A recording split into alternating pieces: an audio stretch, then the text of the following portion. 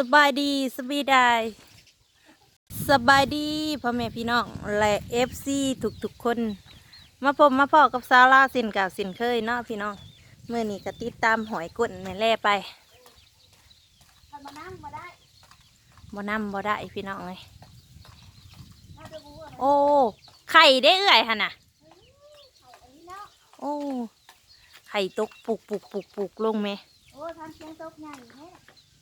ต้นมะม่วงเบาเคยล่าวเด้อปีนี้ดกเด้อต้นมะม่วงเจ้าน่ะเจ้าเบิ่งแน่ผู้มะม่วงก็ย้าใหญ่ผู้อุตุอุโตนโอ้ต้นมะม่วงเจ้าก็ได้เห็ดคุณประโยชน์หลายได้กินทั้งหมากแล้วก็ได้กินทั้งไข่มดแดงโอ้ลูกข่อยเป็นยังอะนะโอ้ตกใจยังเนาะไข่ใหญ่ขนาดเลยค่อย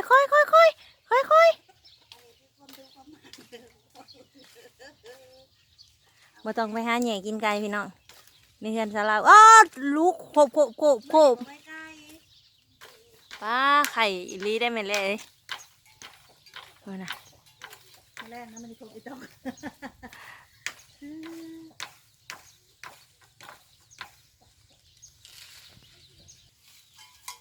ไม่เล่แง่เนาะพี่น้อง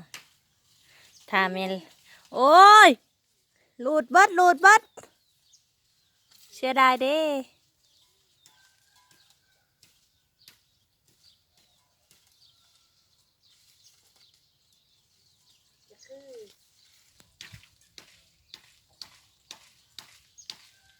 โอ้พี่อยู่ได้เลย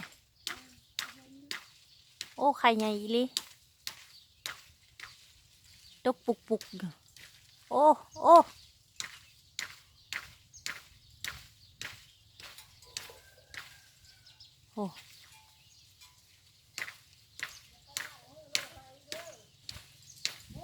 โอ้นี่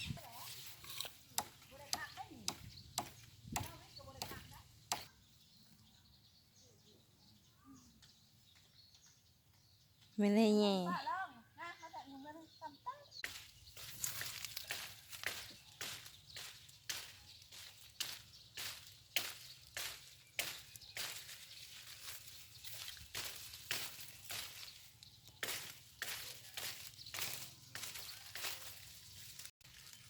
ต้นนี้แหละเราเอาไปใส่ต้นมันมีไข่เลย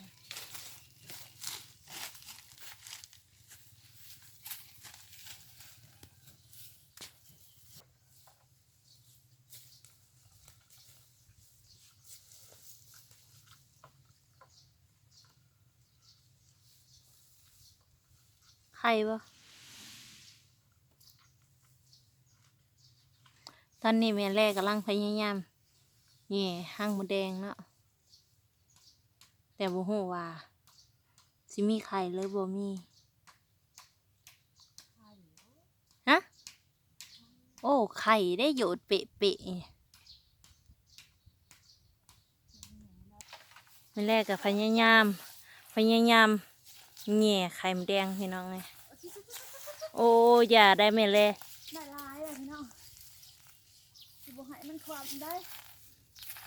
เห็ดหน้าเบิดปีไผ่ไหมเราเขาว่าบ่เล่นหุ่งกะล่ะแม่แรกกำลังโอ้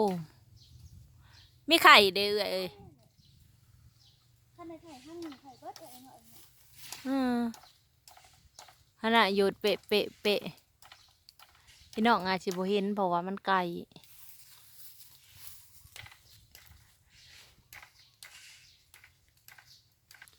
ตอนนี้แม่แรกกำลังพยายามหยังพี่น้องพยายามแง่ห้างหมูแดง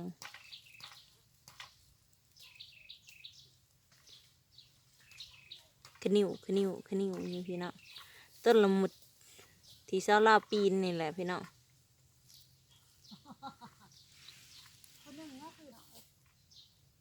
แม่แรกกำลังพยายามนี่ห้างหมูแดงอ้าวสมาลมมาทางนี้หมูแดงมันถือหัวข่อยไปก่อนเสียงไข่หมุดลงได้ยังนั่นน่ะเสียงไข่หมุดลงตกปุกรถ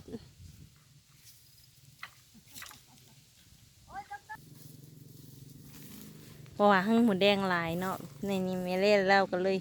เวียนหอบแม่เล่กำลังกระมุกขมุย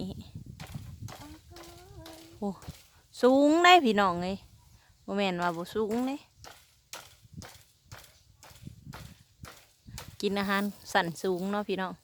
มือแหน่ที่หนูเงื่อนเลย อาหารมีระดับเขาเจ้าระดับหยังระดับปลายไม้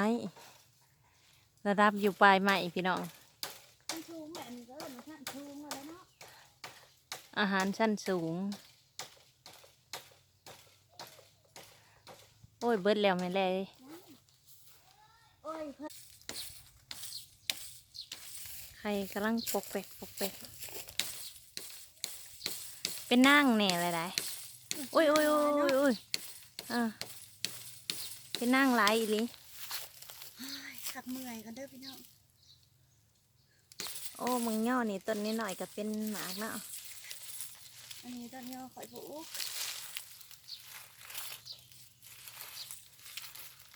มันเลือกมาเข้าข่อยเลยเด้อ เจ้าอย่าปากเจ้าปากดิ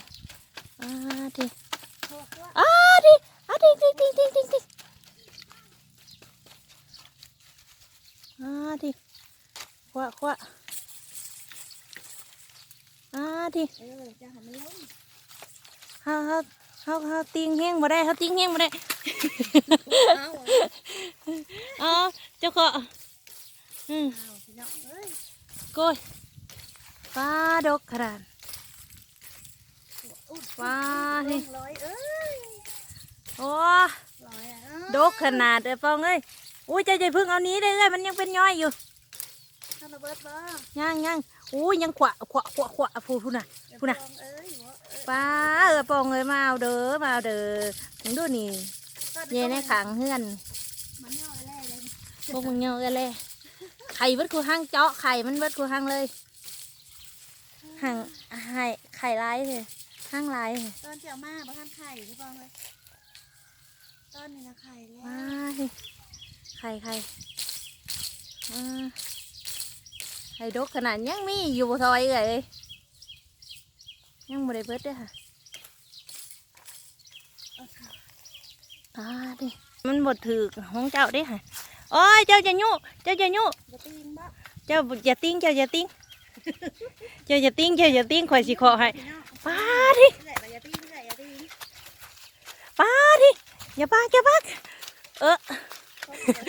โอ้ยเก่งมัน โอ้ยคนแน่เลย ป้าดิมันมาตามไม่ก่อน ตาอะไรล่ะ ป้าถึงหลาเลยในห้างมึงไงจุยมันครบเขาไปสวะห้างหมูแดงไงไม่เล่ ร้อยมาได้ขึ้นยอดมาลูกค้าเอาลูกเลยมาถึงกินลูกเลย ตัวนี้ก็มี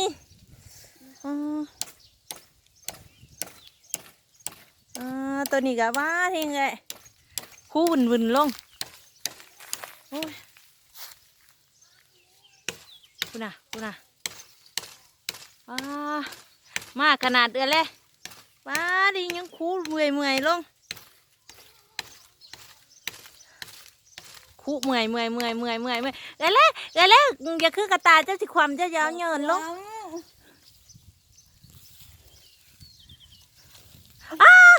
ไปเบิดแล้วมาเหียดอกตีลงเลยเจ้าจะโย่เดี๋ยวเดี๋ยวโอ้ยไปในใบเบิด มีเทคนิคในการไหล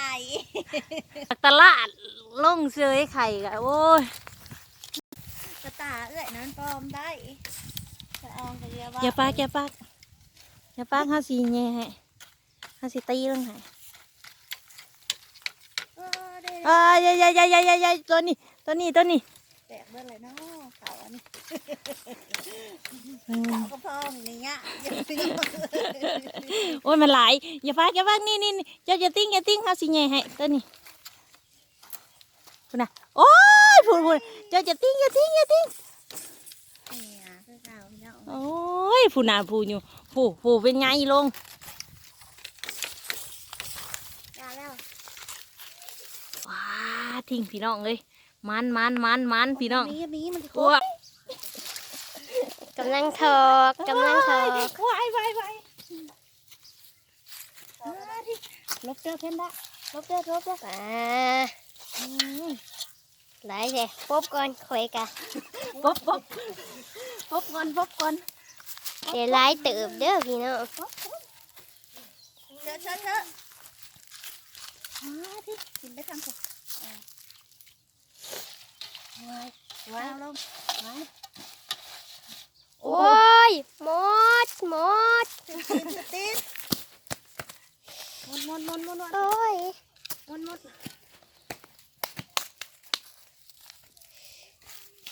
ร้าก่อน อยู่ใกล้บ่ได้เด้อพี่น้องห่วยยับมาหาข่อย ให้เคี่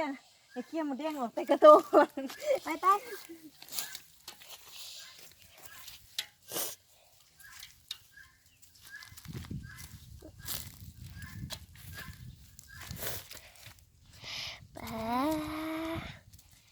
บ่ได้ไป ไข่มากหลายอีหลิ แม่บ่ได้ไปโคกทันดะเลย อยู่ในเฮือนก็ได้หลายเด้อพี่น้อง โอ้ดาวอยู่เพื่อนก็ได้หลาย ไข่มากกาหลายอยู่ บ่ได้แห่เพื่อนแห่แถวหัวนี่แหละ ไข่มากหลายอีหลิ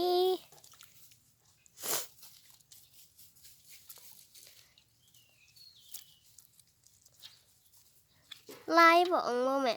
จะเนี่ย อืม ฮะอุ้ยบ่งน่ะ บ่งก็มีบ่ นั่น อืม บ่เห็นบ่ บ่งม่วงบ่งผ้าเออ บ่งอันนั้นบ่งใบกล้วย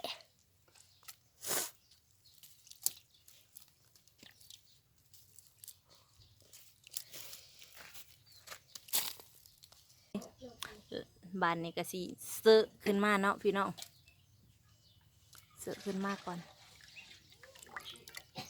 อืม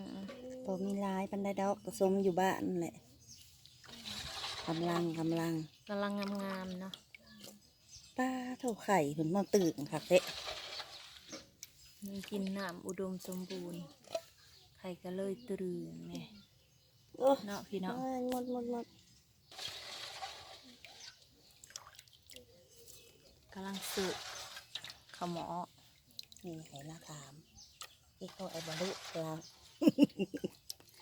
สงสัยไม่ใหญ่อยากกินก้อย สงสัยแม่ใหญ่อยากกินกล้อยไข่มดแดงพี่น้องมาเด้อพี่น้องว่าสิเห็นเมนูหยังกินพี่น้องแนะนำมาเนี่ยเด้อพี่น้องแซ่บๆนัวๆนำกันเนาะไข่มดแดงสดๆไข่งามไข่มดแดงเนาะพี่น้องสีมือของแม่แล่เด้อพี่น้องการแง่มีแต่ไข่ตึงๆพี่น้องเอ้ย